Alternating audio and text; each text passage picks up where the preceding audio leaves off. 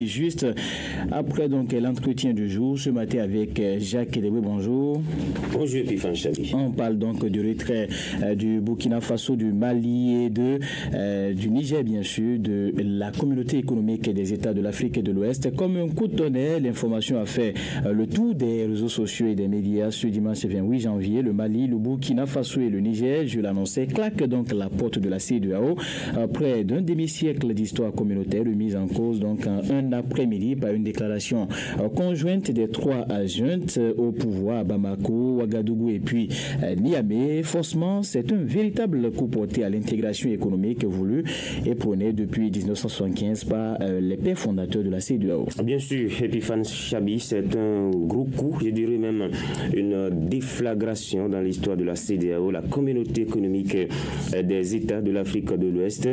C'est un cas sans précédent dans les 49 ans d'existence de cette communauté sous-régionale. Et vous l'avez si bien dit, ce retrait du Mali, du Burkina Faso et du Niger de la communauté constitue une grande entorse à l'intégration économique au sein de notre espace, la CEDEAO, dont le principal objectif est de promouvoir la coopération et l'intégration dans les domaines économiques, social et culturels en vue d'aboutir à une union économique et monétaire par l'intégration totale des économies nationales des États membres.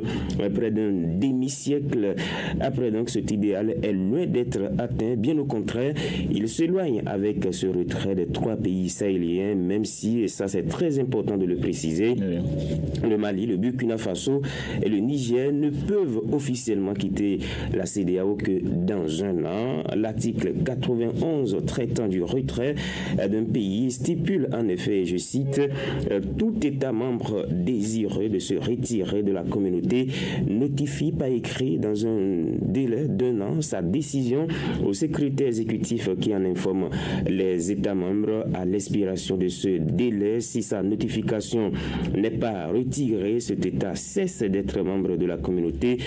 Fin de citation. C'est dit donc que juridiquement, les trois pays continuent d'être membres de la CEDEAO et cela pour au moins encore un an, même si du côté de ces trois pays, on parle d'un retrait avec effet immédiat. Oui, Epiphane Chabi, l'intégration économique tant souhaitée vient de recevoir un véritable coup puisque la CEDEAO ne va désormais plus compter que 15 membres, 12 membres plutôt que 15. Justement. Alors, Jacques Kedeboué, concrètement, si ces trois pays venaient à se retirer définitivement de la CEDEAO, quelles peuvent être les implications économiques d'une telle décision? Le Mali, le Burkina Faso et le Niger réunis, c'est un marché de près de 70 millions d'habitants et près de 3 millions de kilomètres carrés en termes de superficie. On parle de pays enclavés, Epiphane, avec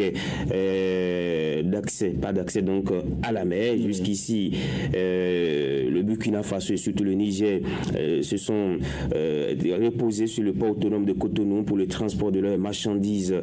Comment vont-ils gérer après le retrait? Gros point d'interrogation, même si le Togo, qui comme le Bénin est un pays du Golfe, semble leur ouvrir les bras, mais transiter par le port de Lomé s'avère plus coûteux.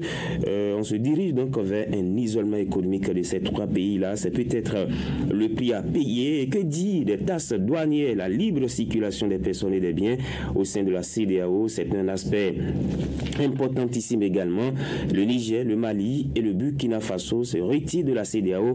Cela signifie tout simplement que les ressortissants nigériens au Bénin, par exemple, les commerçants et tous ces Nigériens qui sont au Bénin, Dieu sait qu'ils sont très nombreux, ils vont devoir désormais détenir un visa ou une carte de séjour pour vivre au Bénin.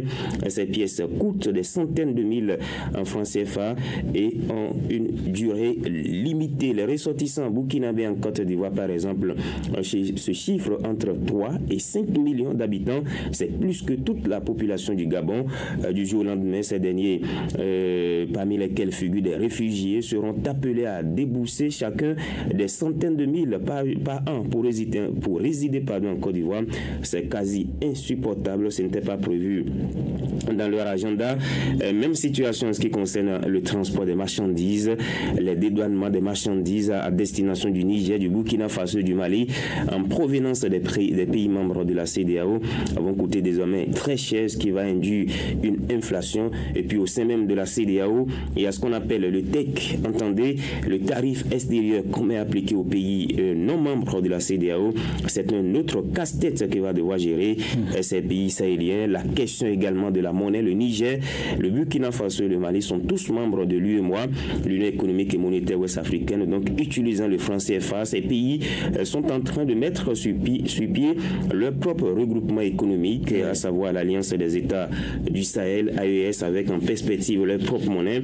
C'est-à-dire donc que les échanges ne pourraient plus se faire en franc CFA avec ces pays-là. Le projet de la monnaie éco, qui évolue déjà à pas de caméléon, va recevoir un gros coup à ce niveau. Je vous invite d'ailleurs à suivre l'analyse de Oloda, enseignant au département d'économie de l'université Norbert Zongo de Ouagadougou, Burkina Faso, suivi du docteur Amadou Bamba, économiste également enseignant à la faculté des sciences économiques de l'université de Bamako au Mali. Il y a tout ce qui est barrière aux transactions commerciales, la circulation des biens et des personnes et même des capitaux, tout cela c'était libre. Donc si nous quittons cette zone, du coup, nous perdons cet avantage. Ça frappe eux le Mali, ça frappe eux. Donc on sera obligé, comme tout État souverain, de négocier pour que chaque État puisse gagner. Et c'est ça la réalité du monde. Nous, on va perdre de ce côté. Mais d'un côté encore, on va chercher d'autres partenaires. Et ça, c'est des éléments, des conséquences à étudier. Tous ceux qui pensent aujourd'hui se prononcer pour faire sortir les conséquences réelles de ces sorties, c'est pas vrai, c'est pas possible. Alors, Jacques Deboué, 72 maintenant que la décision a été prise, est-ce qu'il y a encore des chances d'un règlement à l'amiable de cette crise ou c'est la porte du non-retour? Déjà, il faut s'attendre à des mesures de représailles de la part de ces trois pays avec l'AES, j'en parlais tantôt, qui est en gestation. Ils prendront également et certainement des mesures pour protéger leur économie. Il faut s'attendre à ce que les produits de la CEDEAO soient aussi taxés par les pays de l'AES. Le problème de visa et de la carte de séjour risque également de se poser pour les ressortissants des pays de la CEDEAO au niveau de l'AES. Ne soyez donc pas surpris de payer pour une carte de séjour, de visa, en essayant de vous rendre au Niger, au Burkina Faso, au Mali dans quelques mois. La CEDEAO espère une solution négociée. Qu'est-ce que cela voudra dire concrètement? Il faut qu'on nous apporte des explications, mais connaissant ces trois pays, ces trois présidents actuellement au pouvoir, il n'est pas évident qu'ils puissent fléchir, encore qu'ils subissent des sanctions économiques, financières et commerciales depuis. Ils vont certainement tenir mordicus. Ils ont pris cette décision après avoir réfléchi. Ils mesurent également les conséquences.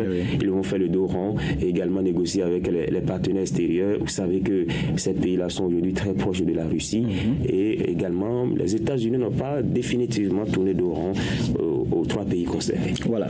Merci à vous, Jacques Deboué. C'était, mesdames et messieurs, la rubrique Monde de l'écho ce matin. On s'intéressait donc aux implications économiques du retrait du Burkina Faso, du Mali et du Niger de la CEDEAO. Vous aviez suivi toutes les précisions avec Jacques Deboué ce matin. On enchaîne